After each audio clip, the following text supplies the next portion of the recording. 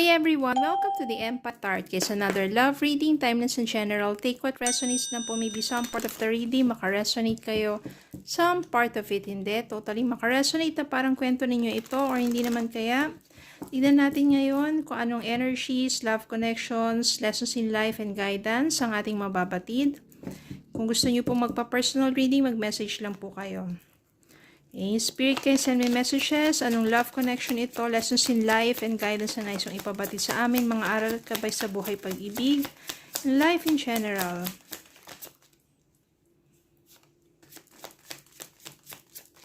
Okay, tignan po muna natin itong mga to.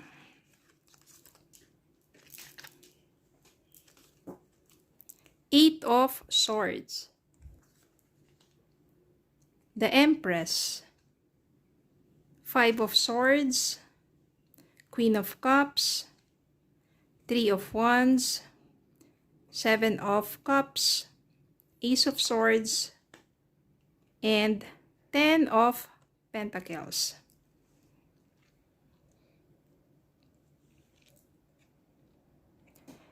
Eight of Swords. Yan, itong Eight of Swords na to, maybe, ano ka pa rin, still nakatrap ka pa rin doon sa past, sa inyo ng, pwede natin sabihin na ex mo na. No, parang hindi ka pa rin makaalis doon sa nakaraan, na kung saan, kahit na merong may mga nagpaparamdam sa iyo, hindi mo pinapansin. Because, maybe takot ka pa. O, yung parang hindi ka totally makamove forward sa buhay mo kasi parang nakatali ka pa rin doon sa nakaraan, sa sakit na naranasan mo doon sa nakaraan mong relasyon. Okay? Ano ba yung nangyari? Ito, conflict. No, parang ang nangyari dito ay nagkaroon kayo ng lack of communication ng person mo. Tapos puro conflict na lang hanggang sa surrender ka na lang. Bumigay ka na. Hindi mo na nakayanan pa. Hanggang sa tuluyan mo na lang na iwanan siya. Or siya, ganun din. Sumurrender na, hindi na sinubukan pang ayusin ang inyong mga conflicts. At tuluyan na naging dahilan iyon ng inyong paghihiwalay. Medyo matagal-tagal bago ka makamove on. Pero, ang maganda dito, you take care of yourself. Ito yung sinasabi nating self-love and care. Kapag nandyan po kayo sa mga panahon na you are heartbroken, ang pinakamagandang paraan para maitaas muli ang iyong vibrations is yung self-love and care. Kasi kapag unahin mong mahalin muna yung sarili mo, huwag ka magmukmok dyan, magpaganda ka, mag-ayos ka, lumabas ka, mag-exercise ka. No, parang ano yung muna, isipin mo muna yung sarili mo. Okay, follow your dreams, yan. Self-love and care, yan. You are nurturing yourself. And when you nurture yourself, you grow. When you grow, diba, parang, ano yan sa isang garden, parang, sa isang garden, hindi mo mafo-force yung mga butterflies na pumunta sa garden mo. Kung ang garden mo mismo ay mga tuyot, ang mga halaman, hindi namumulaklak, magulo, diba, madamo lang siya, diba, pero kapag yung garden mo ay maayos, malinis, punong-puno ng mga halaman, namumulaklak, may mga namumunga, kusang lalapit dun yung mga butterflies and bees. Ibig sabihin, na-attract ng garden na yun yung mga butterflies and bees. So parang ganun ka rin dapat sa sarili mo. So you have to nurture yourself para ma-attract mo yung love. Diba? So, ganun ang ginawa mo. At maganda yun yung ginawa mong paraan. Because, yan, kapag ganyan, diba, you also plan moving forward na siya na yung may self-confidence ka na. Maganda na yung positive thinking na, yung perspective mo sa life, positibo na. No, yung pain na yon transform into something good, which is your self-confidence, Diba? Then, dun mo marirealize, ang dami naman palang options, no? Para abutin ko yung pangarap ko. At ang dami rin namang options pagdating sa love na nagsimula sa self-love and care. Kaya naman dun, magkakaroon ka ng clarity. Parang hindi mo na masyadong tatali yung sarili mo dun sa nakaraan. Kasi tapos na nga yun, wala ka na magagawa dun eh.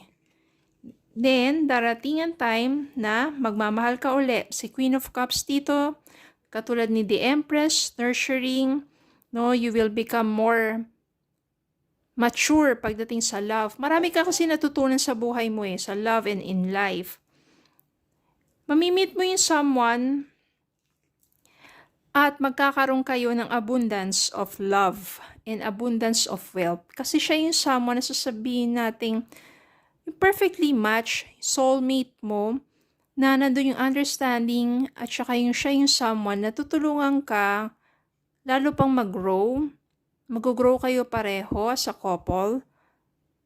No, kasi yung iba, sabihin natin yung mga toxic person na yun, hindi kayo natutulungan mag-grow.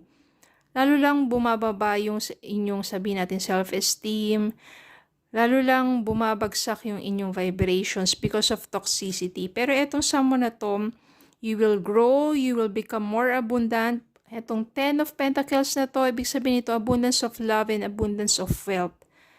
No, magiging maunlad ang inyong pagsasama. At pagdating sa financial, uunlad din kayo kasi nagsusuportahan kayo eh. Yun yung maganda sa someone na yon.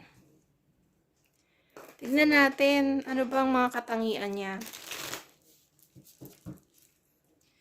ng someone na yon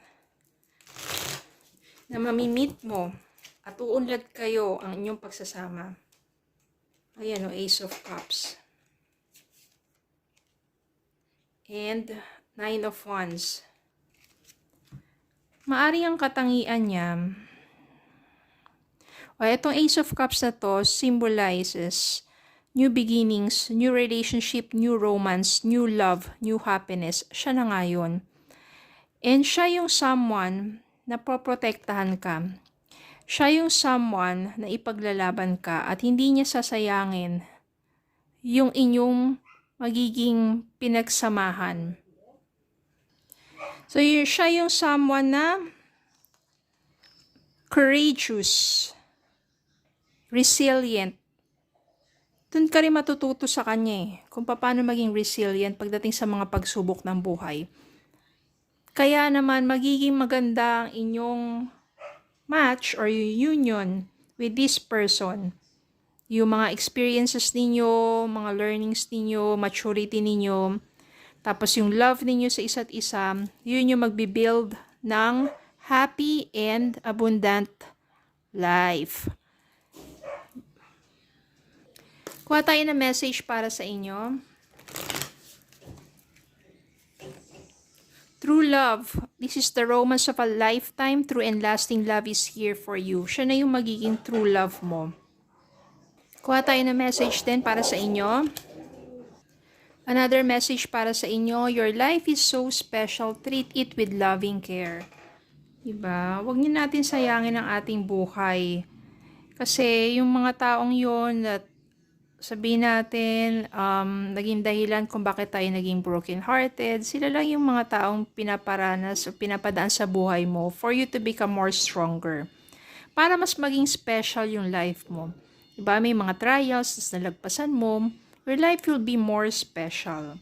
Okay? Treat it with loving care, kaya nandiyan yung self-love and care. Okay? So, yun lang po. Maraming salamat po for watching. Please don't forget to like, share, comment, subscribe, follow on Facebook and YouTube. Have a good day po and God bless.